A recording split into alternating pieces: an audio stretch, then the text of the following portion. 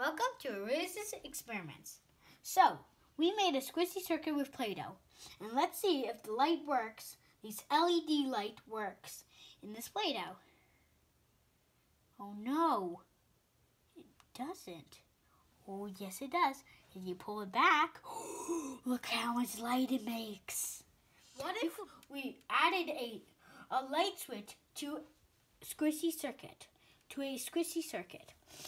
Let's see if it works. It does. And also we used it with